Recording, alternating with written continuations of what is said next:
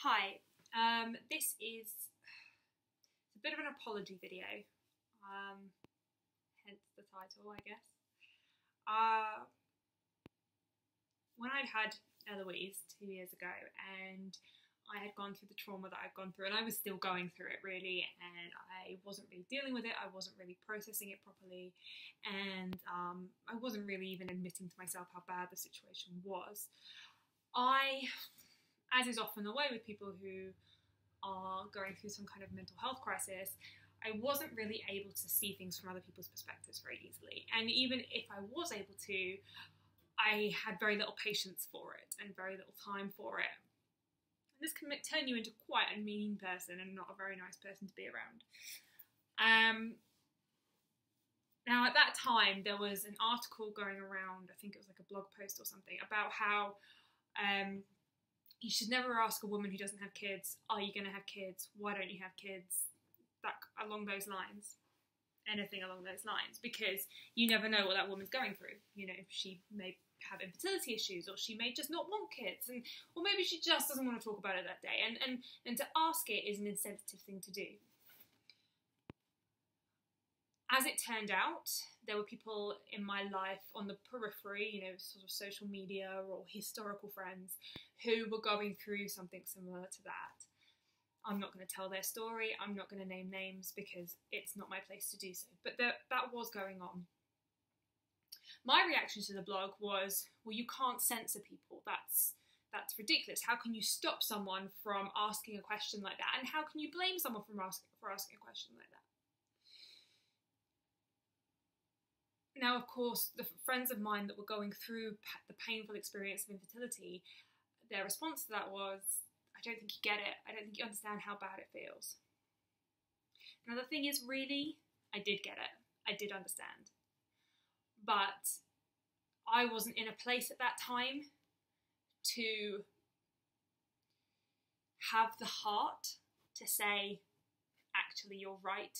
Actually, that must be really bad, because what I needed at that time was someone to ask me how I was doing. I needed someone to talk to me, and I was dying for someone to ask me questions. I wanted anyone to talk to. I felt so lonely in the mental state that I was in that I would have begged a stranger on the street to ask me anything to get the conversation started.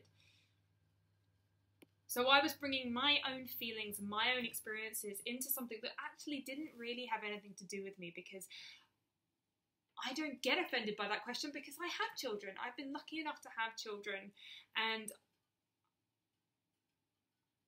I also wanted children. So the conversation isn't an issue for me. It doesn't bother me if people say it, you know, because that's the thing. You have one, they go, well, when you have another, and when you have two, they're like, oh, will you have a third? You know, it constantly happens. It happens all the time. Yeah. I think it's just because people are, especially in this country, completely unable to think of an interesting conversation starter, so they just go for the easy options. And when someone sees you've got kids, or they see that you haven't got kids, but they see that you're married, that conversation is just there. It's just obvious. It you know, it's ripe for the picking. But all the blog was saying was that maybe we could have a little bit more sensitivity when we start these conversations. Maybe we could think again. Maybe there's something else we could ask, or another way into the conversation. And I kind of want to apologise if I offended anyone at the time, or if I was really insensitive. I know that I would have tried my best to be sensitive, because that tends to be where I come from at all times. But in the mental state I was in, I probably wasn't able to do it as effectively as I would otherwise do it. And I know that I was certainly angrier then than I am now. I don't have the same level of anger anymore. I am moving past the anger that I felt at the time, and I'm moving on to a more reflective stage of my recovery, not to get too deep. And that's why I feel it's important to make this video, to have my moment to say, I am very sorry if I offended anyone. I am sorry if I ever offend anyone. It is never my intention. And I do understand, I do get how seemingly innocuous comments can make you just fall apart, can break you on your worst day, and sometimes just burn you a little on your best day. I get that. I completely understand. I've been there. I've been in receipt of similar comments, even if they weren't that particular question. And I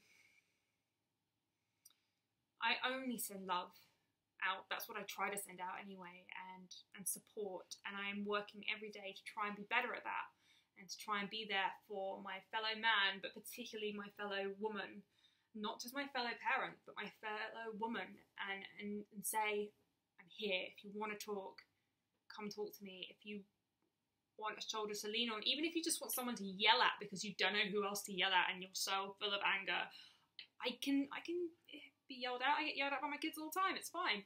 I'm used to it. But in all seriousness,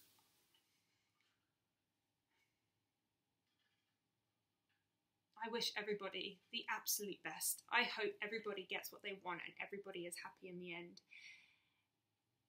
And